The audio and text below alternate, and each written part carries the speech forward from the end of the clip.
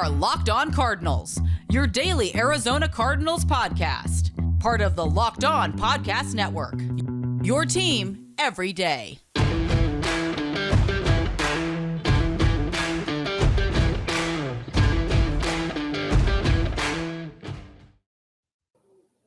Well, that was a half of football. Alex Clancy, Bo Brock, Locked On Cardinals. Follow him at Bob Brack. Follow me at Clancy's Corner.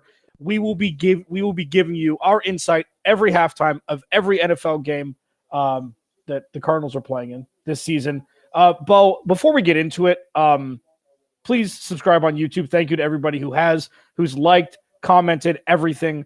We enjoy this. We love doing this. Bo and I bicker a lot. My hair is finally better than his. $36.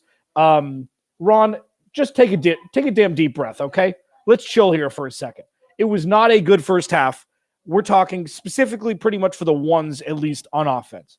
Kyler Murray did not want to be out there. Took a hit from Chris Jones. Chris Jones reminded everybody that he's one of the better pass rushers in the league. Pretty much ate DJ Humphries lunch coming off the left edge. But Bo, all in all, -1 yards for the first team on offense.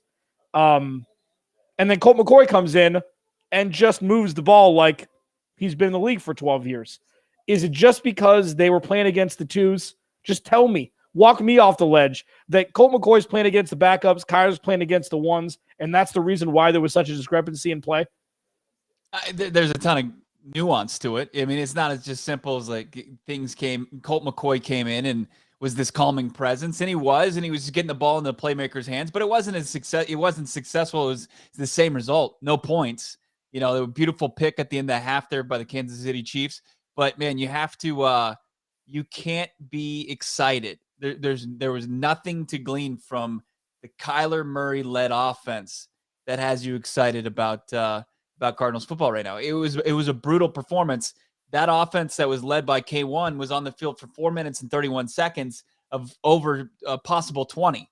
On the other and that side was of it, 3 possessions?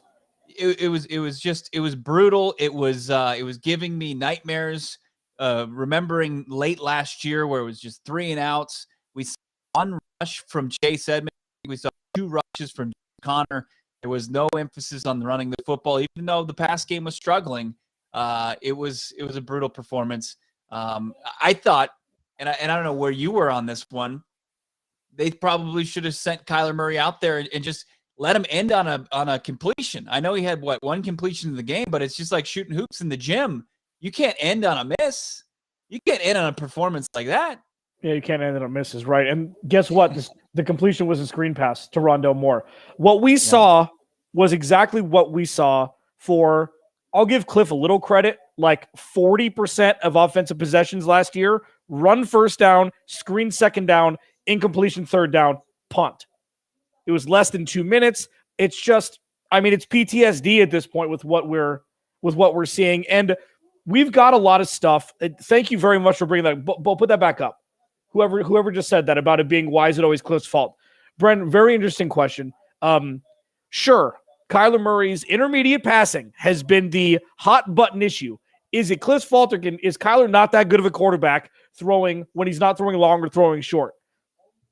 It's about the play calling that sets up that third down. That's, in my opinion, why you can look at Cliff.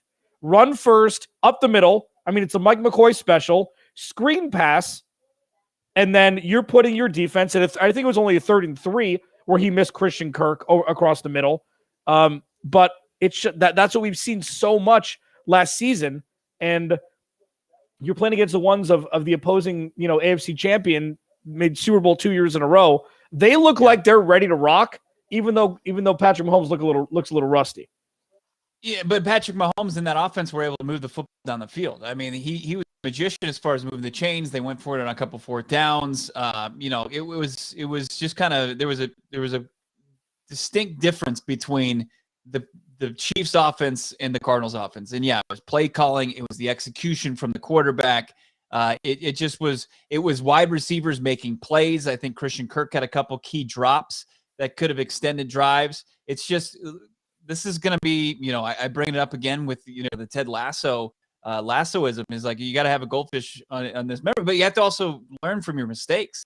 I hope that Kyler Murray comes in with a little bit more want to play or be there on the field next week because this is going to be his last opportunity to get out there and get some work done. Alex Clancy Bulbrock, follow him at Bob Brack. Follow me at Clancy's Corner. Thank you to everybody who subscribes, listens, YouTube, everything. Like, we mean it every time. We don't have like a list of, let's say it at the 5-minute mark. Like, we really appreciate everybody that reaches out and everything. This is the most fun. This is where we get to interact with everybody and on Twitter, whatever. So this is great. Now, how about that Byron Murphy pick? Yeah, so let's talk positives here. So let's that could be the cherry on top, okay? We don't deserve that yet. So let's talk about this. Right. Isaiah Simmons got in the backfield a couple times. Isaiah Simmons had a really nice open field tackle. Actually, 2 that saved 2 first downs. Zaven Collins has been living in the backfield of the opposing team when that's been his job to get. And then, he just got Patrick Mahomes, where he dipsy-doodled outside of the pocket. But Zaven Collins was in arm's reach of maybe the best quarterback we have in the NFL this year. Byron Murphy has shown that he's taken – what we've seen from Byron Murphy is that he's better than a backup corner. He's better than backup wide receivers, and it was a great interception towards the tail end of the first half on Patrick Mahomes. That's – if he could take that step forward, that's something that we're not expecting to be part of the elixir for this defense. But if he can add depth, the Monday Night Football crews, it was talking, and they're exactly right. And we've kind of alluded to this. I know you did a solo podcast after kind of they said that Byron Murphy was their best coverage corner in the organization, and he's showing that why he's emerging in his 3rd season, and that's great for the Arizona Cardinals. And then there's going to be a battle for the corner that's going to play opposite Byron Murphy, and he's proven it. He made an incredible play in the end zone to toe tap. He looked like a wide receiver 1. As he reined in that interception. It's going to be fun this season where there's going to be defensive drives too, where the only names that you're going to have to mention are Zaven Collins, Isaiah Simmons, and Budda Baker. Like, those guys can do it all. There was even a play, and I think Chad Henne the ball was just at a catchable reach of Travis Kelce, where Isaiah Simmons was step for step with him. He was for step one of the best tight ends in the league. Yeah. It's exciting to think about. I mean, the defense is going to be the one. The defense is going to be the side of the ball. It's going to be tested the majority of the season. Okay, listen. Yeah. Jacob, chill the hell out for a second, okay? Like, Bo and I have been – so we were texting before we went live today, full disclosure. We're like, so it's preseason. Like, how much weight are we going to hold in this? And we were both like, they looked like doggy-doo with the first team on offense, and the defenses look like the stronger side of the ball. The defense is going to be the most tested of the two this season with the amount of great quarterbacks and the amount of great wide receivers they're going to be playing against. I mean, we're going to see week 1. We're going to see week B's. I took the damn hat off for you, okay? You happy? So week 1 in Tennessee, let's jump forward real quick, and then we'll pivot back to this game. Derrick Henry, A.J. Brown, Julio Jones, and that offensive line. The Cardinals defense is going to be tested immediately to see if this defensive performance in the preseason will translate in some capacity to the regular season, right? I mean, the defense seems to be the anchor of the team so far. What makes you think that it's going to slow down or it's going to take a step back? I mean, I don't know. J.J. Watt said on the broadcast he's going to return to practice on Monday. Continues to be his own source. No Adam Schefter, no Ian Rappaport. It's source me, J.J. Watt. He's going to return. He'll be ready to go week 1, barring any injury. I mean, you add him to the defense. You add Chandler Jones. We haven't seen him. It's going to be, this defense, I can only see them being, it could be a 2018 situation, though. I mean, this offense has to figure a way to stay on the field. As I said, 4.5 minutes of over 20 possible minutes of time of possession when Kyler Murray's under quarterback for that offense. It was brutal. It was just a brutal performance, and they've got to figure it out. This had to be a kick, to the backside of Kyler Murray to say, okay, I got to prep differently. I can't be sitting here saying, preseason, it doesn't matter. It means nothing. It means something. You can't come out here and lay egg performances like this. Well, when you see the greatest quarterback on the planet going out there and taking it seriously. Tom Brady didn't play in this game. With Kyler Murray, like, he could have run a couple times. Okay, so let's – no, he ran away from people. He didn't run forward. Like, what Kyler Murray's done, he can do that. And we're going to get Steven Baca on, his longtime trainer and friend, before the season starts. Steven doesn't know that yet, but we do.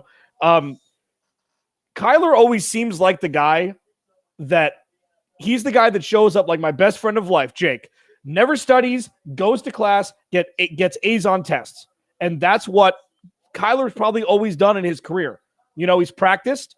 Preseason hasn't meant a whole lot to him. And he just comes and balls out week one. College, whatever. And, I mean, he could have done a lot more with what was given to him, with the time that was given to him, than he did. You know, and I think that can't be overlooked at this point. Like, it is the preseason, and he's still fast. He still can run away from people pretty well. So I don't know. I just wish we could have seen something. We've seen it, you know, in you know, he's had a lot of success, but at the same time, when defenses prepare correctly, they can come out, and if you're not ready to go, they can knock you on your butt and they can shut you down. And he's just, you know, this was just a wake up moment for Kyler and Cliff in the offseason. It was not this magic elixir. It was not if you know, fix all your problems that were in it of last season. It's, you still have the same problems. You got to figure them out. You won't, now the clock is ticking because September was 13th. 12th. It's coming quickly. 12th. Sorry. 13th. It could be a bad day. Yeah. Alex Clancy, Bo Brock, the third quarter is starting. Bo, what are you looking for before we sign off here to see in the third quarter with the 2s and 3s? Yeah, I mean, you're looking for Chris Streveler to continue to show, hey, I've got a reason to be on this roster going forward. You've got guys, Jonathan Ward, I thought, emerged at the end of that half, made some good plays as they were marching the ball down the field, and it turned into the interception. But Jonathan Ward, the running back, obviously trying to vie for a position himself. More Eno Benjamin. Let's see some of that. Some of these wide receivers. Antoine Wesley almost made his sick grab that was overturned. Let's see more of the Cliff Kingsbury's old wide receiver from Texas Tech. Let's see if he can make this roster. Alex Clancy, Bo Brock, thanks for watching. You can find us every halftime right here, including next week and all the way through week 18 of the regular season. Thank you to everybody who watches, listens, subscribes. Make sure to subscribe on YouTube. We will check you guys on Monday.